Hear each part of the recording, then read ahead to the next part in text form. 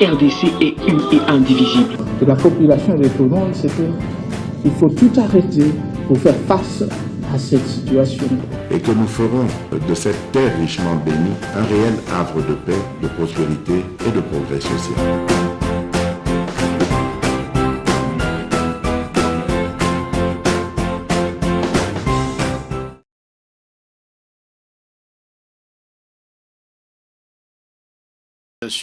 Oyo Botinera Kinga bien que Nambango mena commis déjà et je salue nombreux téléspectateurs au Bazali Kolan de Bissau à travers le monde et je compatis pena douleur il y a Bissau Baboumi na Rwandais na niveau ya Ruchuru plus de 160 de personnes babomami et aucune condamnation na niveau international donc il y a association de Bango droit de l'homme. Mais les Congolais sont tués et personne ne condamne, personne n'arrive à dire à Kagame arrêtez, c'est trop. Merci. Voilà, merci beaucoup Benoît Lama. Et puis nous avons Bavon Minga, cadre de l'Union Sacrée. Mbote Mamelo, Mbote Balandinio, ya Bosolo na politique, Nazali cadre ya Union Sacrée, Nazali président ya Congo Vigilance, Nazali Tshisekedi fasciste. Donc, ma campagne. Tu es une Union Sacrée? Non. Nazali proche, il y a Félix Tshisekedi. Ma campagne Union Sacrée. Oui, bien voté. Oui, bien voté. Nazali partenaire, il y a président de la République. Nandimi te na kota biloko wana. 2023 okende yomoko. Nandimi ke na okende ngamoko. Regroupement politique? Regroupement politique ko salima d'ailleurs, je ne pense pas que to okende na Union Sacrée comme plateforme électorale. Parce que eux ont pour nous accompagner l'ambition na vision en chef de l'État, mais to ko senga pote ndeko Félix a mis en place plateforme électorale, sinon token dans notre dispersé. Voilà, merci beaucoup Mwalamboka Bavon Minga. Nous allons prendre les discours de Kagame au Parlement et pour parler de Nairobi, Binobanso Boutikulanda Yango, le Lengue, ça fait vraiment fâcher. Parce que déjà dans l'information du jour, Boumoni Lolenge, le ministre de la Communication, Patrick Mouyaya, a levé les temps pour qualifier de Kagame tout ce qu'il a dit. Ali na dernière liste en matière de démocratie. Alobi Patrick Mouyaya, plutôt Alobi Kagame, aïe moto eroko pesa batu les santé na maimatali élection. Mais s'il faut revenir dans les propos de Kagame, il a dit. Le chef de l'État, Félix Antoine Tshisekedi, atika na eko tepa, atika koko c'est la Rwanda Makambo, parce que a gagné qui la première élection té na maponami pona Kagame, le président de la République a quoi qui est le côté et puis à lobby yango wanande a koko c'est la Rwanda Makambo pour essayer ya ko reporter les prochaines élections au bateau Banso ba kozela parce qu'on sait déjà que la machine de la CENI est en marche. Et Kagame a bimisi Makamboana n'a habité Mwalamboka Bavon Minga. Comment vous analysez d'abord ça? Na tondi botondi mamelo na banza soke tozalaki cartésien tolingaki toyo kande shit ya Kagame. D'abord Kagame a un problème d'éducation. À quoi l'appelle Mel à notre dispersé, Moutouandengo a un reperte sur le plan éducationnel.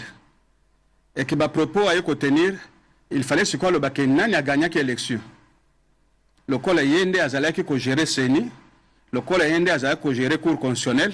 Il fallait c'est biso que ndeko Tshisekedi a gagné l'élection te ou a gagné que zalaki Songolo Bakala. Pour moi c'était un discours d'emprunt. Oyo ba opposant bazo utiliser ou alingaki a mis ça la vedette pour ne faire tirer attention na ba oyo bazali naïf. Alors que c'est lui qui tue, c'est lui qui pille à l'est. Mbala liboso Kagame a sa agité na lobaka na bato. Tshisekedi a telemelié na ilongi. Tshisekedi a zaba mususute. Et Kagame a confondre ba époque. Et les aux États-Unis, France, Belgique, donc communauté internationale et soutenir kaye pour abomana Congo pour abrader ba minerai na biso apesa kabango ba minerai de sang à moindre coût. Et les quoi essayé parce que tu es un nationaliste qui n'a pas accepté la génion sur les Canadiens Namboka. Il y a un Congolais. De quoi il se mêle? Parce que s'il veut que biso dialoguer na M23, il peut dialoguer na FDLR. C'est simple. Kagame a linga sala nani leçon. Kagame a sala combien ya ba élection o atika ba adversaire na ye ba postuler pe ba kene na ye aux urnes. Il s'auto-proclamé président en 2024. Mais nous savons que si démocratie il y a, RDC s'est posé Bajalo à Makassi. Parce qu'alternance pacifique est Salemi. Élection est Salemi. Kabila n'a pas postulé. Il a fait des mandats alors qu'il avait l'armée. Il pouvait changer, modifier la constitution. Les débats avaient déjà été lancés par le professeur Bochab. Mais moi, Lamboka Bavon Minga, Kagame aïe le kilo Yakoloba, Maïmatal. Est-ce que Kagame est mieux placé de parler des élections de la République? Je viens de vous dire que Eloko Salié a en perte de vitesse.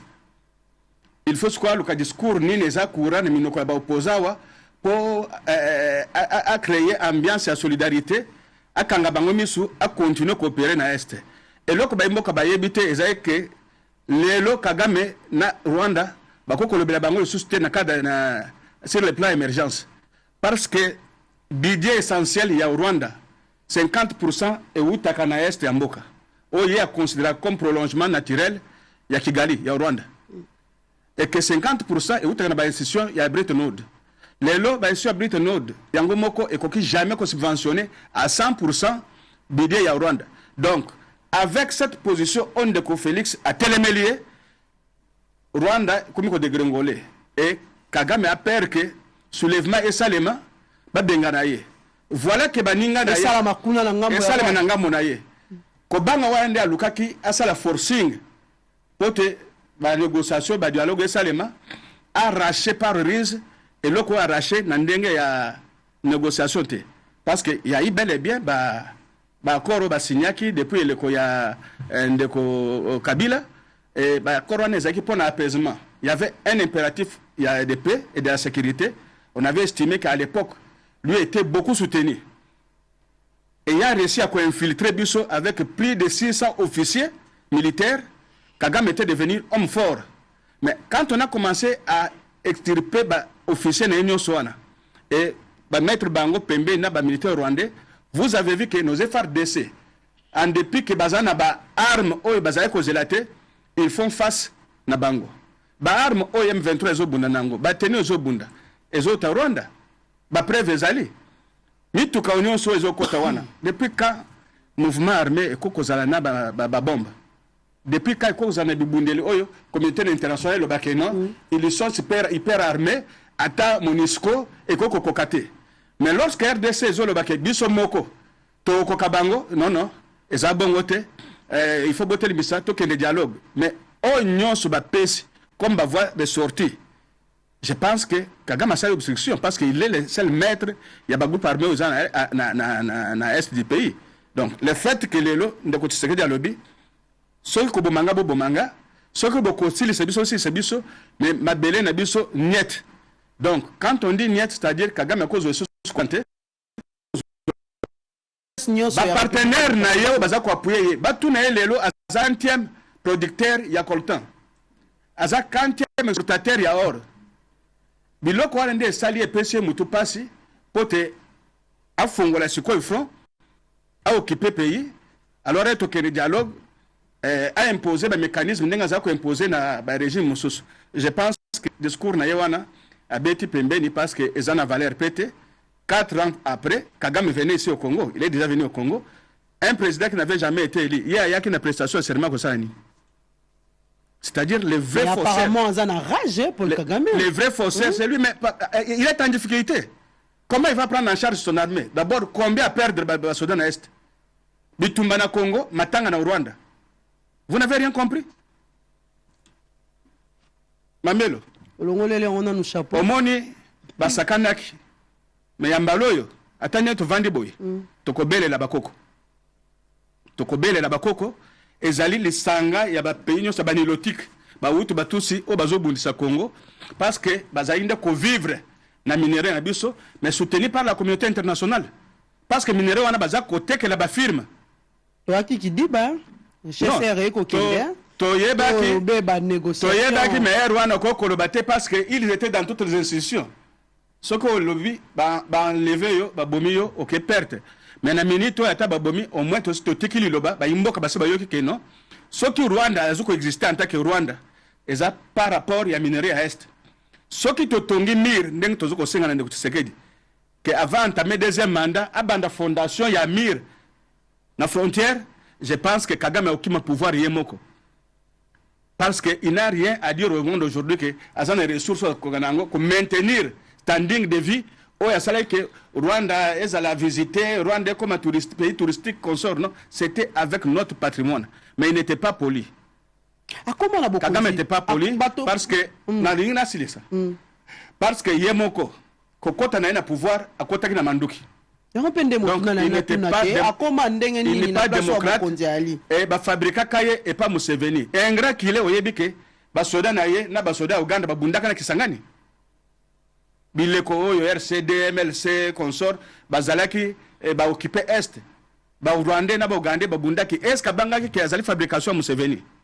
Mutuana, Mutunaye, et Zoku fonctionner na Makila Batu. Alors, Biloko Nyon Sazo Balelo, c'est comme un fou, comme un diable tombé dans l'eau bénite. Et puis, abandonner ce que discours d'emprunt pour te à la base. Mais ça ne va pas passer parce que j'ai même apprécié certains cadres à PPRD, au cadre, au bazako hostile dans le régime, mais qui ont condamné Kagame. Makambo élection, c'est Makambo souveraineté à Mokanabiso. Non seulement assez à violer sur le plan sécuritaire, sur le plan militaire, même sur le plan politique, ça ne peut pas se faire. Là, il faut se interroger la charte des Nations Unies. Et là, qui s'habille sur le linge Kagame Sala Biloko wana sans que Azala inquiété. Mais la réponse est simple. Parce que Congo est allé au centre du complot international. Ce qui appelle la mobilisation est simbité, c'est-à-dire Tokole la pendant 50 ans. Yango wana na lobby, on konzambo Kazaki a tout intérêt à comprendre qui anticiper pour na lancer mbela na bayimbo kapote to se mobiliser. Pour na kokota Rwanda et ko senga biso ta ebelete. Mais tous qu'on respecter le principe sacro-saint, ou ils ont corrigé l'État. Mais ce que Kagame a comprendre en côté, je ne vous donne pas 8 mois. Le régime a Kigali a changé. Voilà, merci beaucoup, Mwalamboka. Bavominga, Maloba Paina yo, Benoît Yulama. Lolenge, Atamokondi ya Rwanda, a se comporter. Les messages d'ailleurs qu'il a lancés, n'a évité. Mokonzi Rwanda a kotake mwana mboka Félix Tshisekedi lolenge te ya longaki na maponamité. Alors a komi penza kuka raison ekota pour maponamio ya 2023 et salamate avant d'obé na kiti ya bokonzi siko ya ali sans maponami donc ale kamanda mosusu.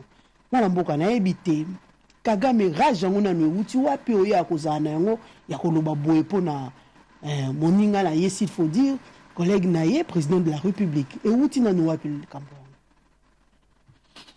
Bon, je crois que Nao est allé Kagame, biso na niveau il y a opposition d'une manière générale, de Boyi Ango, puisque nous estimons que Ndekutilo Tshisekedi a prêté serment devant la Cour constitutionnelle. Vous allez aux juridictions d'Abisso et bien que les Congolais l'ont élu. Azala mal élu, Azala bien élu, nous estimons qu'il est Congolais. Ça, c'est un peu clair.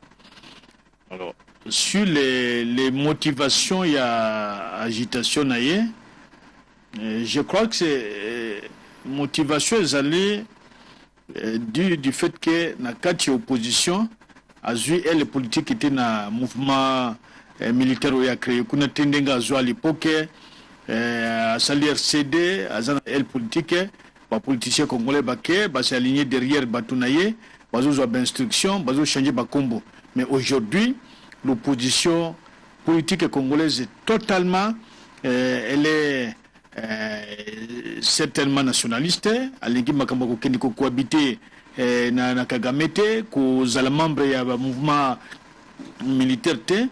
C'est ce qui fait que Kagame ne sait plus par quelle voie passer. Puisqu'il y a une opposition à l'élo, et opposition à l'obité. Il y a lobby, il y a voyager qui gali Kampala, il y a Mabala.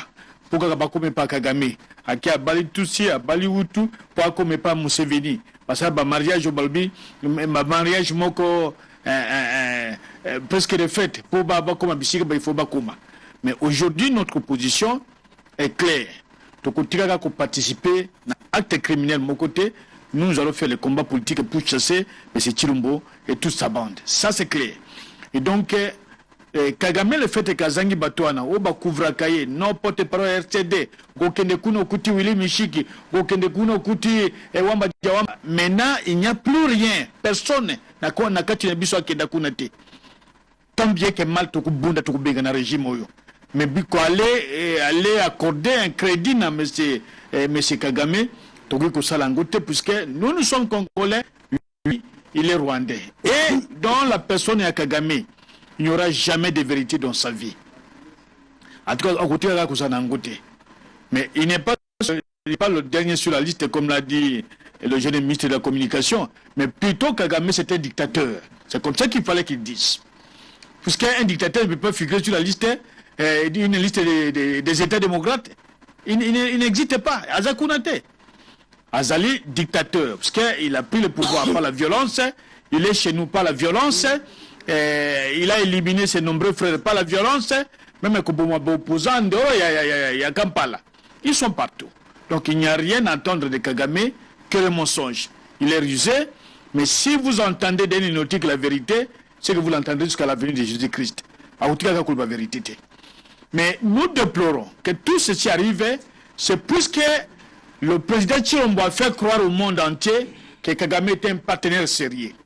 Et la diplomatie, il y a même Kibiso, la Kekola Moussa, M23. La diplomatie, il y a même Biso, la Kekola même la Biso. M23.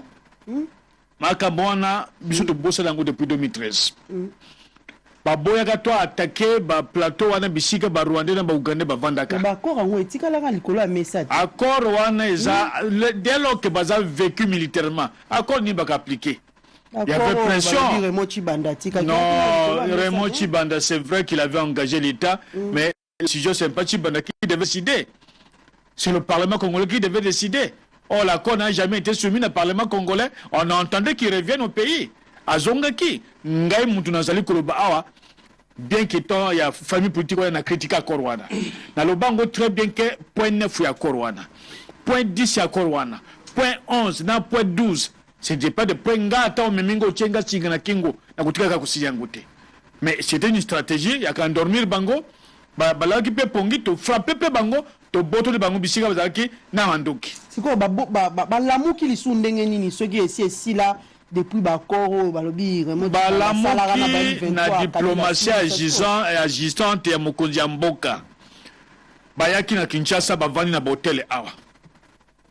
Na kotanga bakumo botel te, pour na réseau commercial ya kokwela ngawa te, mais bayaki na Kinshasa, bavani na botel. Ba négocier ki ba pesa bango de brigade. Brigade moko va na côté ya ouest, brigade musuze ki ne côté Ituri. Bila pas négocier na bango te, mon amboka. Non, to négocier le lenge wana te. Bao baïga liboso. Asali masumu. Non mais atteint qu'on la moussa bango parce qu'il n'existe plus. Mais pas dans qui sous-souté. À quel pan de mais des baquets qu'on peut sailler qu'on négocie. Les Rwandais sont venus négocier à Kinshasa. Ce que vous n'a pas compris la bakombo na pesa bakombo. Ce que vous n'a pas pesa botem si ba vandaki na kopesa. Ba yaki qu'on négocie. RA voyager dans Kigali. Parmi bao bayokana ayaki na babayaki awa ba négocier na Kinshasa. Mais elle ba komi ko sanga na ba poste vice-présidence ya république. Ndi de ko tiro baboni et komi tina kokote pananga wana kulingate de bakabwani de bazongi et moko na ba Rwandais azaka na société ya makaya na Kinshasa. 2 mois avant à Salinine alongo Kinshasa ateki voiture naye ben ko zo voiture wana document après ya asia bimi comme DG besoka ezalaki kola la pongi ANLP banaki kola pongi ka kokaka Jimmy de baza makasi to ebité bateki mituka na bango ateki atiki na bakongolais payé azongi Kigali et il souffla à partir de Kigali na mutumoko que d'ici 2 mois comme vous boito to kabula poste ba poste to ko zonga na ndenge ya donc ya na to zonga na ndenge ya mandoki. Et ils l'ont dit ici à Kinshasa je peux indiquer na 11e mairie bon bayebi on a lobby bayebi si la société on a ezalaki. Et ce sont des réalités que nous connaissons parce que bayoka na quitté de bango ba justice sous bamandoki batindi. Mais ici ka pe potopoto zali ko côté dans le pouvoir na biso. Toloba banda kalaka Kigali ne sera jamais un partenaire sérieux. Yemoko o azali mokonzi na biso. Alobi non c'est un partenaire crédible tout ça. Yemoko tolobi donc akata ba relation diplomatique entre Kigali na Kinshasa. Aboyi ke ba relation diplomatique wana ekatana. Toyebse l'Ouganda, le président ougandais, même type d'homme, c'est un risé ne sera pas donc sérieux en face à Congo. Alors c'est encore un nouveau partenaire, un accord militaire. Mais M23 Rwanda est côté d'Engenin. M23 Rwanda est dans Zélé Bunangana, dans la frontière à Ouganda. À côté de la frontière, il y a Rwanda, à côté à partir de Ouganda. Mais si les Rwandais qui sont allés Baboye, nous avons des accords militaires dans Ouganda. Ouganda a 3 formes de présence dans le Congo. Forme à Liboso, il y a un mouvement rebelle au Yemoko à créer. Pour y Ouganda Bazali. Forme à Mibale, il y a un accord à signer l'État congolais. Ouganda Bazali. Forme il y a Misato. 3e forme, il y a la communauté, l'État de l'Afrique de l'Est. Un seul pays. Dans Kachambo, 3 mouvements, et il y a Ouganda. Mais ce qui est aussi pouvoir arrêter ça, puisque vous allez opposition, il y a réflexion, opposition et analyse. Tout le monde a musique. Pouvoir à l'obité, vous êtes des jaloux, vous êtes des haineux, comme d'habitude. Vous êtes des sorciers. Notre armée de faire face à la non, il n'y a pas de militaires. Ce sont des militaires, c'est tout ça dans la Côte d'Ivoire, Bouganda, la fiabilité. Mais comment va qu'on soit sérieux? Si Kagame arrive à Kota Tinanda Konabiso, Andoro et agression, Andoro et pillage, c'est plus que Yemoko a tiré ma porte pour les. Il faut des amis que Boka. Katika ma porte pour les. Biso Baye Tozolo Ba Oyo, Toyebaka, Tozaka de information. Ata Yazoka, mais Biso Be de Zoaka. Tozoka Ngo Tozali. Mais ce qui te le bien, parce que c'est après avoir donné une chose de Zaganango. Mais est-ce qu'il y a Yoka Kiango? Ayoka Gote. Voilà ce que tu as commis. Et tu as coupé plus de 12 millions. Tu es par qui? Par Kagame, soutenu par les anglo-saxons. C'est bien ok, les Nations Unies, au Tanguy, Rwanda. Mais à Tanguy, États-Unis d'Amérique, les Américains sont avec Kagame. Les anglo-saxons sont avec Kagame. Il y a des Britanniques, des Suédois aussi dans le bas d'émission. Bazali, na pesa bango livre noir Canada, bataga kaka oiwana, avant la présenter, donc il va donner mon sous. Au Congo, on a des sociétés, nous sommes dans le na Jekamine. Bangouni bango. FMI na mondial na 4. La communauté internationale pour jouer double G. Bazali ko jouer double G, mais Bazali na Kagame. Abenga M23. Bazali na Kagame. Peine de pays agressé. Il y a 23 benga bon groupe terroriste hein. Bison de condamné 23 de Rwandais. Ils ne sont pas congolais. Mais on a soutenir Bango. Congo. C'est-à-dire c'est la communauté dite internationale. En tête des États-Unis, les démocrates au bazar pouvoir les noms. C'est eux qui avaient déclenché sociétés canadiennes, Bazana 4. Il y a des sociétés suédoises, Bazana 4. Il y a des sociétés anglaises, Bazana 4. Il faut chuter. Bango nyonso bazali kosala nini kozwa ba minéraux na talo ya muke na se. Puis na betelo li solo na émission elekana ya ndeko Marley Jamba oya otiki kukufa kala. Oya mona ndenge ba Rwanda bazokota na ba américain. Amema bango na avion na pepo. Mais pas donner Zali et l'on connaît pas Koluka. Mais à l'époque, s'il y avait plus de difficultés, c'est plus qu'opposition, même UDP, c'est pas dire qu'on voyageait, qu'on coûte dans des Kagame na Canada. Kagame a yebi bango. C'est comme ça, Zali Kousagana bango. Mais biso le quoi totika qui n'a qu'à Congo. Il y a une défense à patrie. Même contradicteur n'a yebi. Tout ça, plus de 15 émissions forum des médias. Mais moi, je te l'excès qu'on a tout gué, et peut-être, To l'accent andé bato kata ba congolais ma kingo. Et tika ko sale maté. Mais le comment on a Félix Tshisekedi, vous allez voir que le président est vraiment déterminé. Bon, déterminé, c'est plus que d'abord c'est lui qui nous a découragés. La population était déterminée en filière avec Kagame. Oui, a découragé Bisso. Oui, a découragé Bisso. Il est déterminé. Non, Yenda a découragé Bisso. Il a lancé un appel. Bisso, Tolinga, qui est au Sali marché. C'est tout le pays qui a marché. Ton découdre avec Kagame. Toi aussi, ça n'a moutouana. Pour Baziko Koufalelo, Bazaba Congolais, Bandekone Bisso. Tu ko linga teke.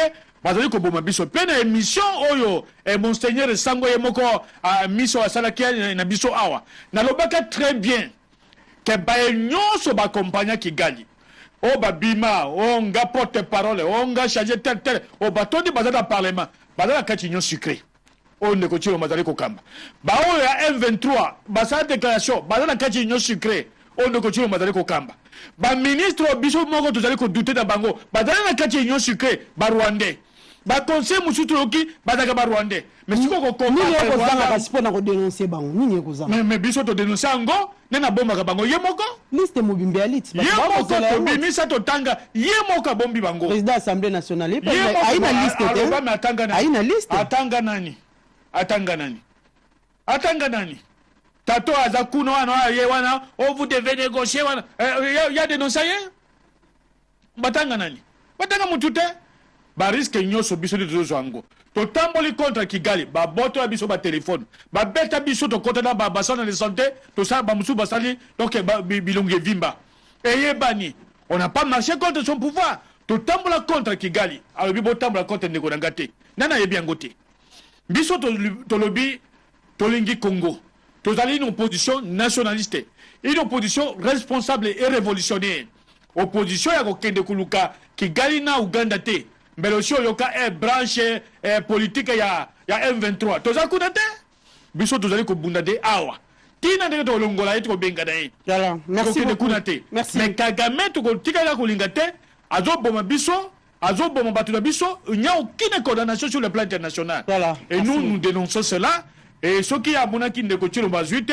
ça c'est leur affaire privée entre les frères mais nous on le reconnaît comme président parce qu'il a été élu voilà merci beaucoup Mwanamboka Voilà mboka bavon ou tu ko débatteur na yo tout à l'heure j'espère que ça là moi rétropédalage mais voilà mboka tunto yeba accord yango ya Nairobi au balobi 3e round oyo uti ko zonga pona ba négociation pour la paix na Matali République démocratique du Congo ko sala sous égide ya EAC mais bon mbala moko bato babosani ke oya liboso wana Kagame kutu atiaki ata makolota atindaki ministre des Affaires étrangères à prendre par une façon pour lui. Avec une façon pour lui de boycotter.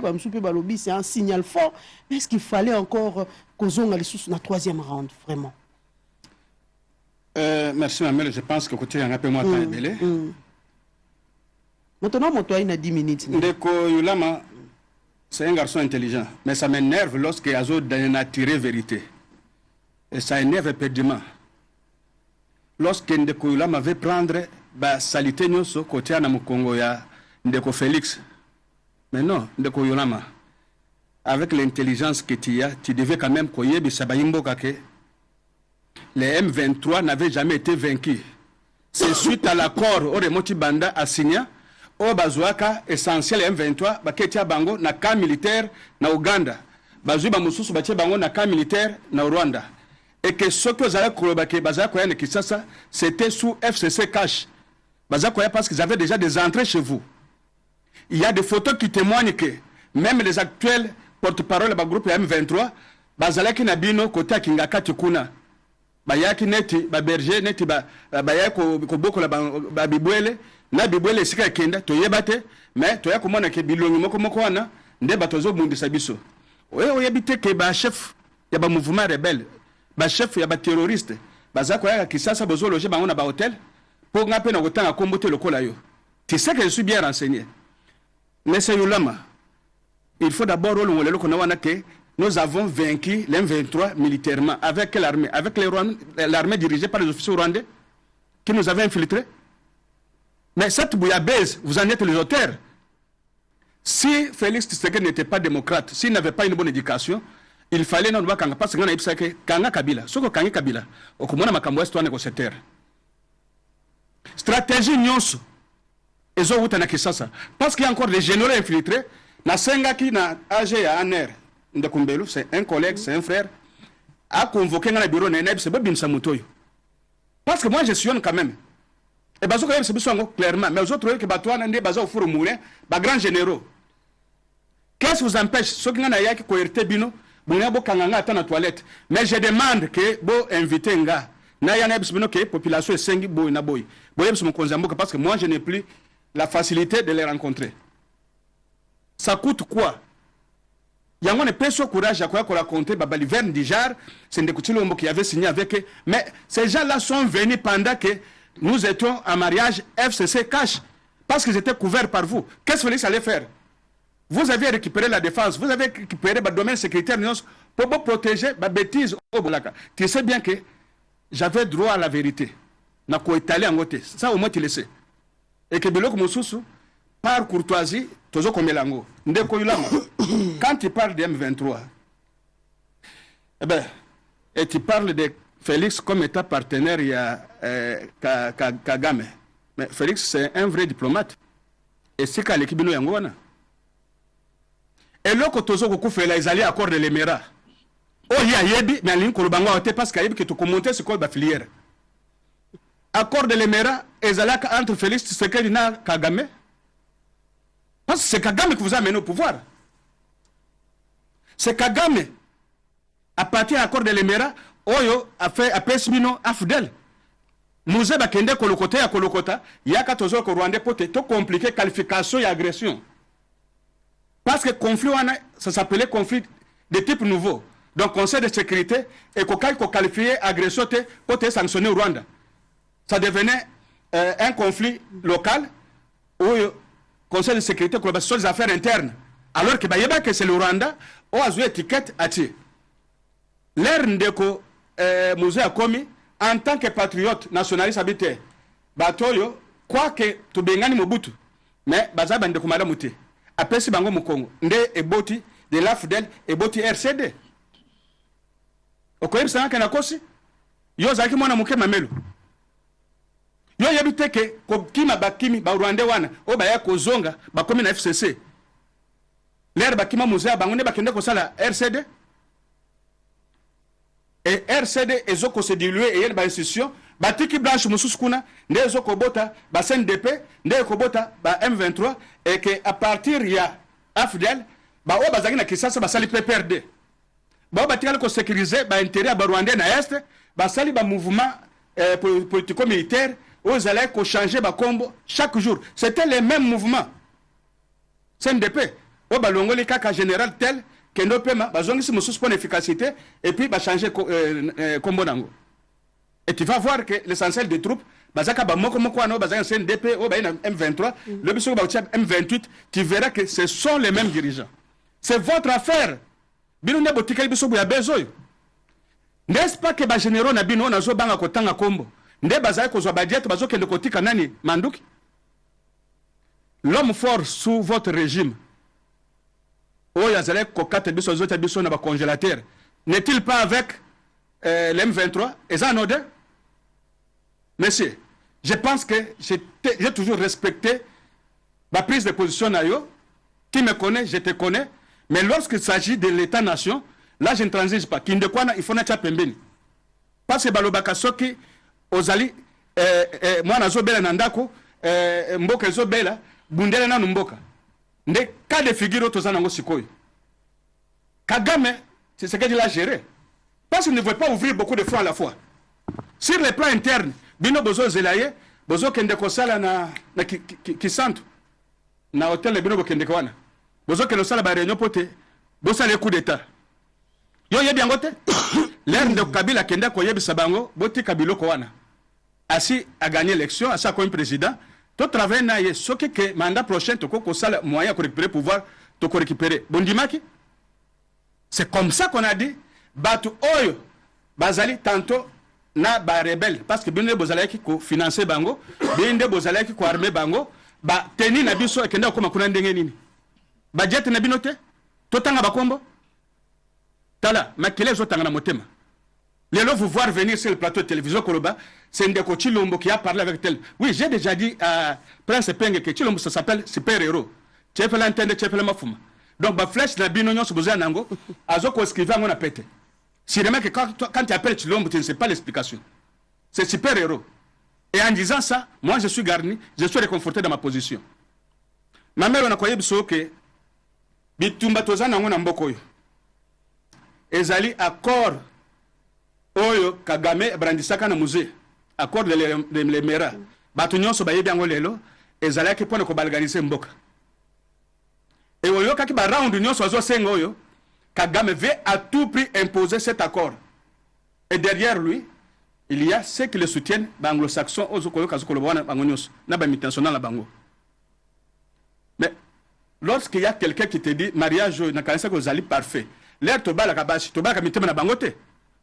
Toi, tu peux venir me dire, Nazam Moussantou, mais mon tel, Ndatinanga Nazal na balabala, Nasala Kindumba. Ce côté-là, n'a causé bien. Premier geste, ou l'accent que comment qu'on semble la makasi. Moi, je vais te croire, par politesse.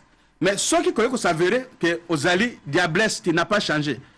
Cela veut dire qu'il faut nous avoir un Kagame a fait croire à Félix que le Kolaoye, Nasir Kimé Kozonga na Est. Toi, travailler pour te, toi, ben un groupe armé. Et c'est la qui a biso peto la sécuriser. Félix l'a écrit. Et en partant, baye na mariage na biso FCC cash, ils ont réclamé le ministère de la souveraineté. Et ils présentent topo y armée comme si c'était une armée professionnelle organisée. Félix c'est un civil. Il a écrit. Et parce qu'ils étaient ensemble, à quoi qu'on a attaqué, Bango lui est quand même bien éduqué. Il n'y a que Bango éducation, ils allaient souffrir. Vous avez géré ensemble, mais vous êtes là pour nous taquiner comme si c'est vous qui avez transformé le Congo en royaume. Mais mon courant le bic n'a pas bougé les sous. Tout à l'heure, il faut tout ça la coup d'état. Tu as le pouvoir, tu as le pouvoir. Bati Kamanda est comme une souka. Token d'élection, si tu un candidat crédible, autre que Bao Bango m'a imposé parce que je pense que ça sera une occasion. Mais en bref, dès qu'on a eu la malheur toujours à la télévision, Oso sali kombo na millier na bino. Soko ozana argument de taité au vandi kimia ou bien aucune diversion moko simple que ko pesa ba affirmation oyo eza tendance à ko pesa munguna arme. Kagame en appela frère tozaki na CPGL sous Mobutu. Tozaki na Sirigel. Et biloko wana nous étions des frères. Tozaki na frontière té. Tozaki considérer bango tozaki ko sunga bango mais ce que les lois se radicaliser. Parce que Abalouki, alors liba le kufakat yango ba frère adoptif azalakate quand vous dites il a appelé Kagame mon frère mais nous sommes des Africains l'air to skuta na keza na poto za to benga na banani c'est mieux l'air tozo benga bangolais nos frères l'air tozo benga ba Brazzaville nos frères mais le Rwanda est plus proche aussi de nous.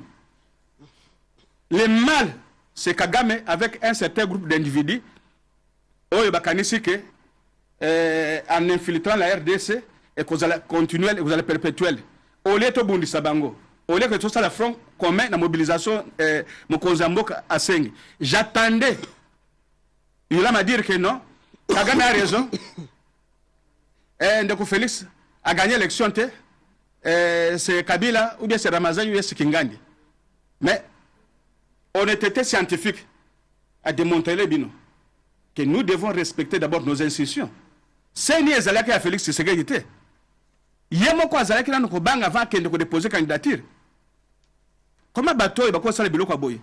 Mais pression ya population, pression populaire que ndotu na général Kasongo. Mukolo ndeko Tshisekedi na ndeko Kamere bazo zonga na Nairobi. Ayebisaka mo conseiller bino nini. Na minimizaki coup. Ata to recruter ba policier nyonso motoyo azama kasi. Je pense que c'est le président. Voilà. Alors c'est pour vous dire que... Le troisième round il y a Nairobi. Est-ce que c'est qui vraiment important s'il faut dire la négociation parce que tout le monde en tas de guerre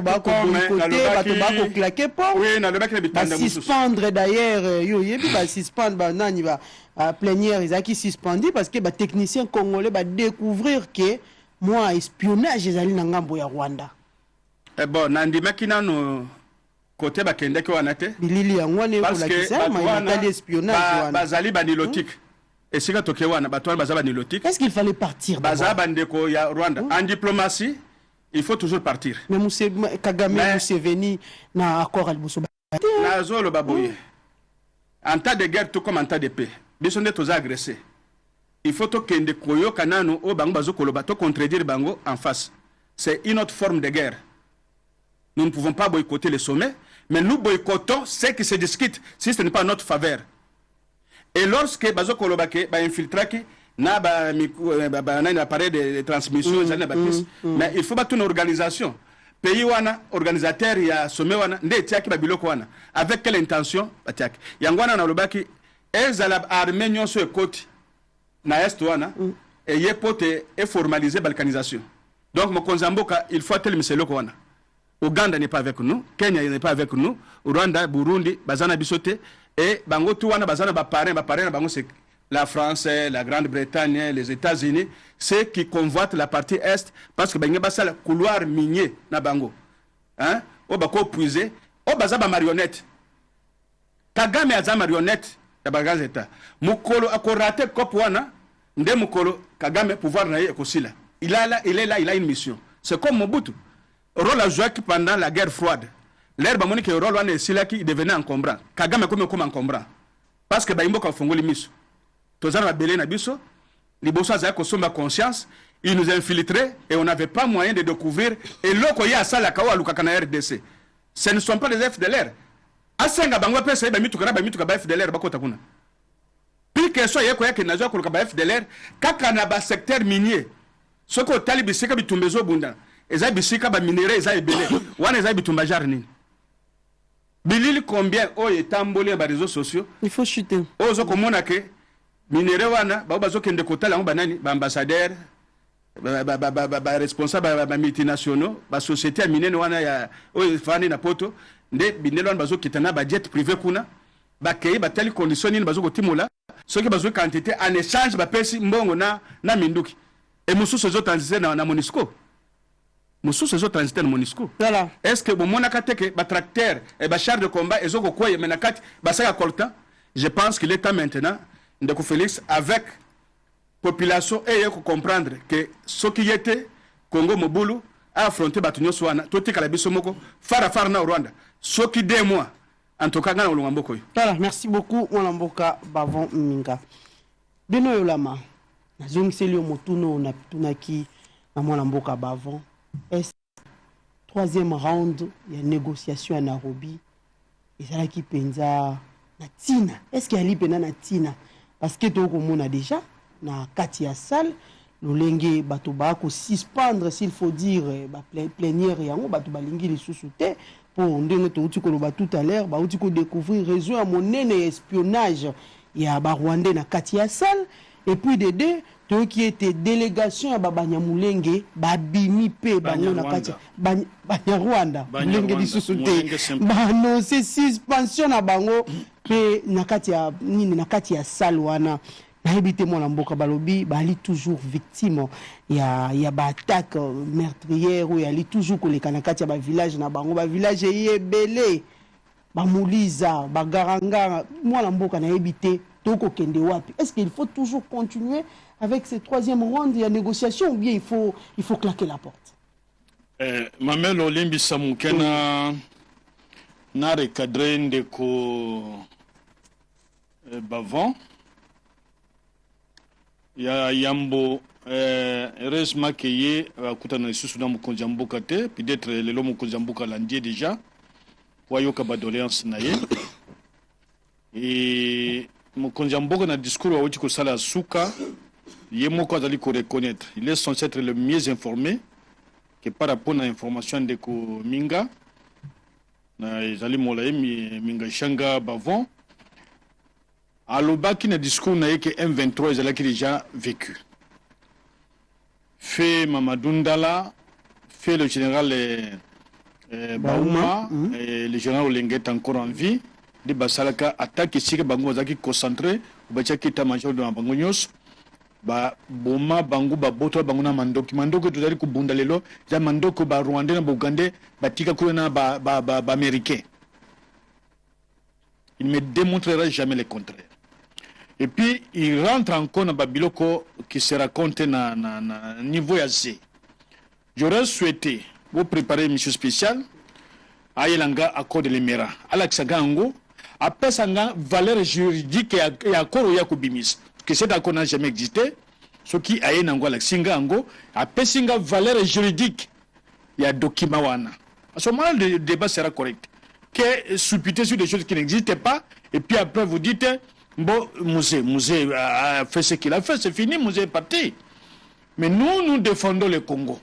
Nous démontrons les erreurs du pouvoir. Puisque hier l'opposition est à Kigali.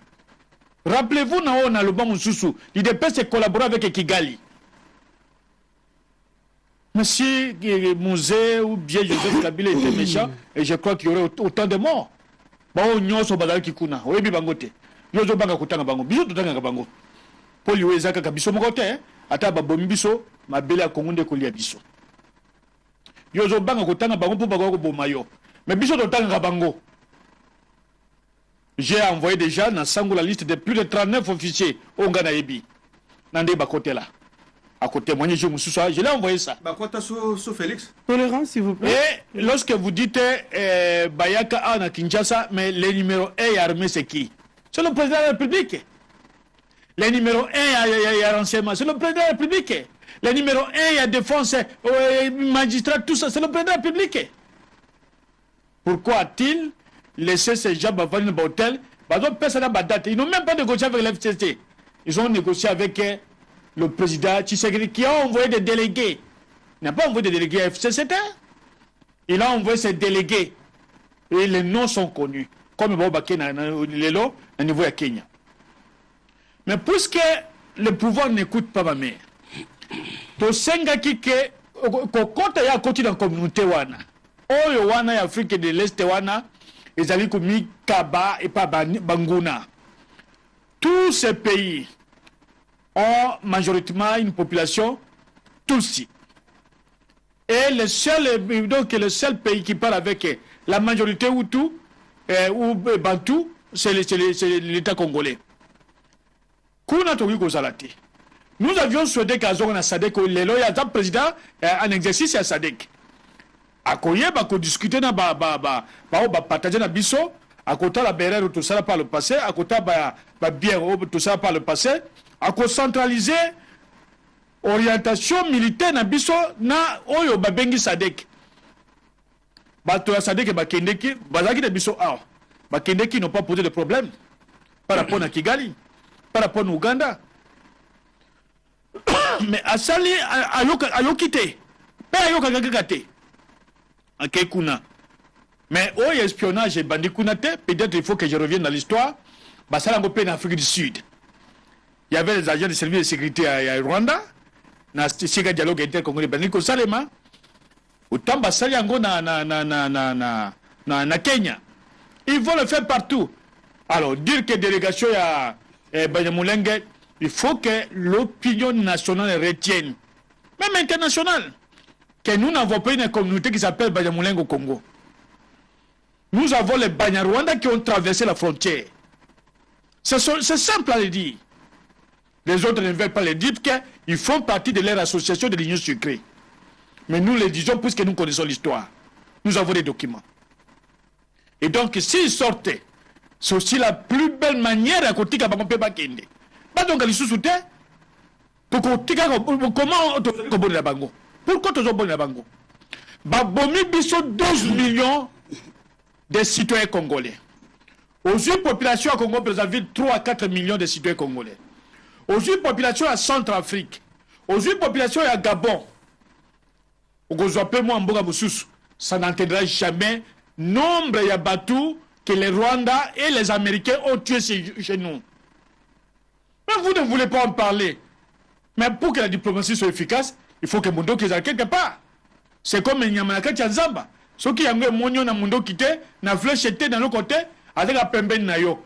Après, comme vous voulez, ah, ceux qui ont na Mundo qui ont la bête yango. Mais tant que vous avez Mundo qui, nyama ayoka kasolo akoza pepe ben na yote akoyate atandek akoza musika.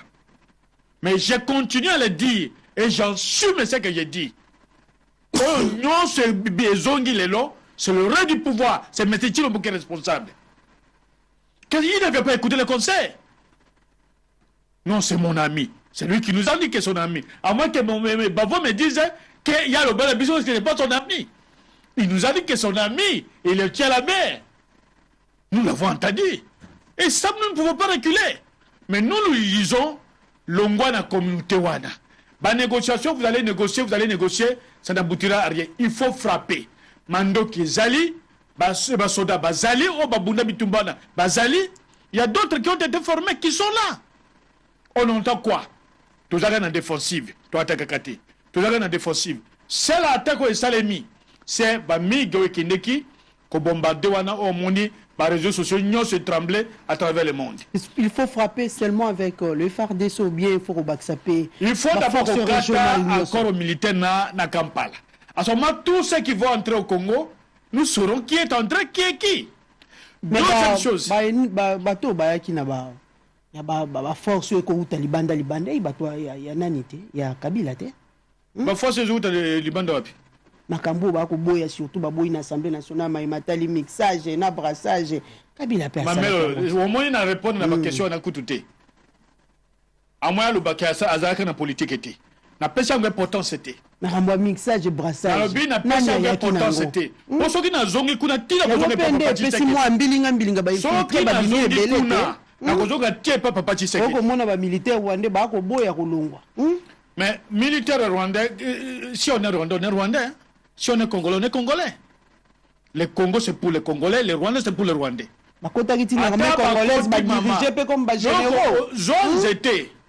Nous étions en ato Katiango, Bokango na mai. Écoutez, jamais qu'on comme Ngando. Un Rwandais, c'est tout. Qu'est-ce que gérer qui peut force armée na biswa? Mais attends, Bajere Basalini. C'est notre armée, on va combattre. On va combattre. Il y a une stratégie et belé en boka. Stratégie et locomocoté, ma mère. Et locomocoté. Stratégie ali vers Kabinda, armée na biswa pour plus de 4000 Rwandais. Vers Kabinda, où il y a donc actuellement donc province à Lomami. Plus de 4000 Rwandais. Et vers Kisangani. Vers Ituri, quand on est dans la province Moko, Ouganda peut pas couper belé. Ça peut pas m'entendre. S'il faut qu'on s'aille à tout ça, bilan ya o to sala na bango bitumba. Nous vous amenons la documentation. Mais ce qui a aller na ba accusation totalement gratuite ou parfois sans contenu. S'ils sont arrivés à c'est accord global inclusif aux Arango d'un téléphone. Vous avez l'air donné même la force de superviser l'armée rwandaise, de surveiller plus de 9, s'il faut dire 9 provinces. Non, Mamelo, mais en Kamboana, Bazotina Babiloko, oui, Bazo personne d'information à Lukuta. Moi, je vous dis comme responsable. J'ai été avec le professeur qui venait de citer ici, au niveau intérieur. Je sais de quoi je parle. Rwanda est surveillé 9 provinces. Ça ne peut même pas se faire, à moins d'être bête. À moins d'être bête, qui peut faire ça? Qui peut vous signer un document? J'ai encore un autre document ici. Qui peut vous signer un document à Katia Congo Awa? Que je vous signe les documents, vous allez prendre, vous allez superviser 9 provinces au Kozoyango. Mais qui peut vous signer un tel document? Qui?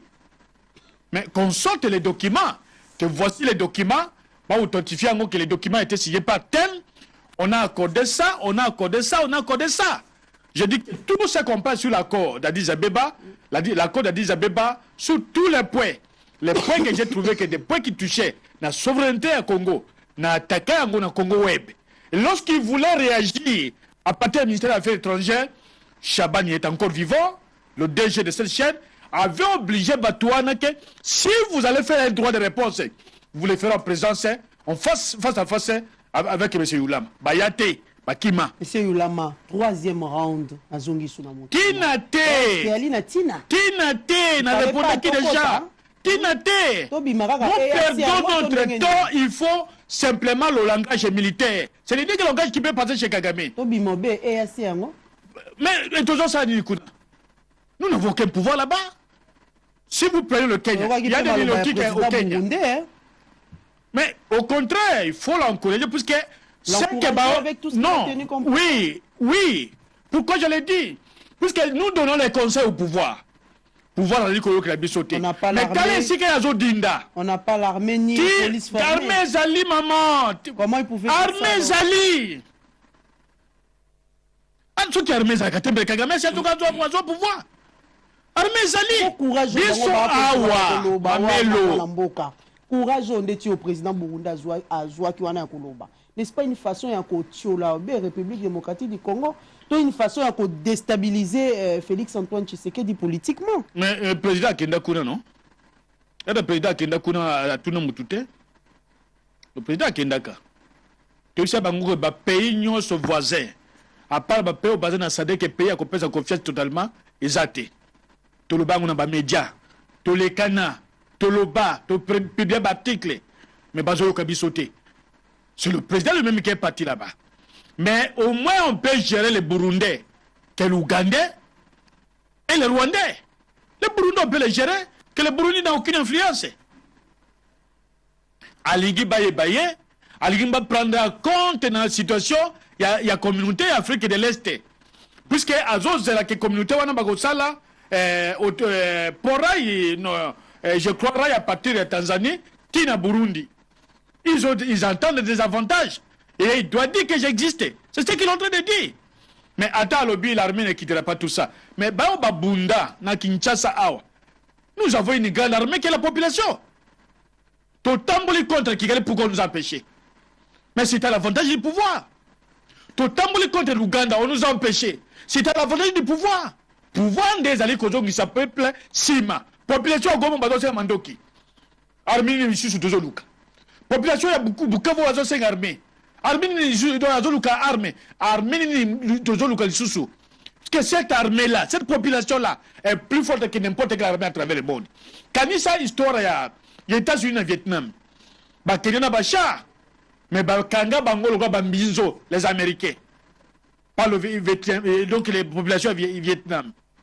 Mais comment les lobbies sont allés pour soutenir notre armée, pour soutenir notre police, nos services de sécurité? Mais le pouvoir nous dit, vous ne pouvez pas parler. Vous ne pouvez pas se dire, oh, Dieu s'accorde la main, kokane na lamba ya armée, bokangaye. Je donne l'ordre à la police, à l'armée. Est-ce qu'il faut marcher pour trouver des solutions? Pour nous, autant à Martin Fayulu a annoncé marche à mon aîné pour le 4. Mais hier, ça n'existe pas, ma mère. L'église catholique. Est-ce qu'il faut marcher? N'est-ce pas qu'il faut reconnaître peut-être l'OPI est à la caté. Nalinga qui d'abord, marche qui d'abord, c'est une expression démocratique. Je dis qu'on a que Toboya qui violence. Toboya violence. Bolongo na territoire na biso. Ozonge pas na bino. Mais à l'époque, l'opposition à Kala, Batika ko marché contre le Rwanda. Bangwana bazana na parlement. So inataki Bangwana na presse liste. Plus de 300 bazana na parlement. Au bazana RCD. Bazaka na RCD KML. Bazaka na RCD national. Bazali kuna moko to koyoka condamner Kigali. Comme nous le faisons maintenant. Mais nous disons que c'est une manière d'exprimer parce que nous sommes une opposition politique. Mais j'aurais souhaité que bon bazali babati, ba nommé bana na bango na ba entreprise. Ba ko pe ba e o tche 10 d'entreprise. O ju pe 10 bana na yo, o tche bango na armée. Aussi puis sur ma vie. On dit banana na basi na ba ministère na ba entreprise. O ye pe di banana na basi na yo, o tche na kati ya ba entreprise. Tangi kela ba ina droit mosala te. Congo mobimba batanga te kaka ya bango bana. Oyo avandi atanga wapi? Tuna ye. C'est association politique na Kinshasa. Romona ba atangiti akozala pe politique na kati ya kaka bana na bango na bati na bango. Ai le rôle militant, le rôle moto. Alors bien, kaka basi na bango na bana na bango, te bazaba militant. Il n'y a pas d'autres Congolais. C'est cela que nous déplorons. C'est ça le népotisme. Parti au caractère tribal. Okolongola posona liswa baninga ntango ya Kabila pe tomonaki mingi te mobali ya koti na ministère atiki mwasi ne na kati ya Assemblée nationale. Mais ye wana zakuna. Oyo kaka wana on attaque wana. Atina mwasi na NPP. Après vérification Kabila dit pas question balongoli mwasi. Ameka atindie kaka na coalition awa na ministère du travail et prévention sociale. C'est ça la pratique, c'est ça l'homme. C'est connu. Ça c'est pas dans notre époque. Citez-moi un Kabila qui a été quelque part dans FPI et tout dans Nini. Zaté. Ah, quelque part, parce que moi, c'est des suppléantes. Mais nous, c'est que nous demandons. Nous parlons du Congo, nous parlons du nationalisme, nous parlons de l'amour de la patrie. Faire du Congo, c'est notre corps. Merci beaucoup. C'est ce que nous prêchons aux autres. Ils ne le feront pas. Nous demandons à la technique, par rapport à la réflexion sur la réaction de Kagame, et puis nous allons revenir tout juste après.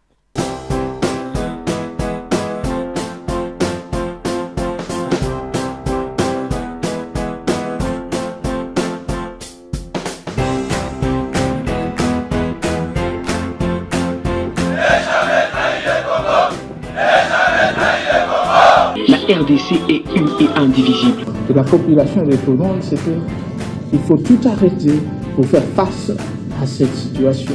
Et que nous ferons de cette terre richement bénie un réel havre de paix, de prospérité et de progrès social.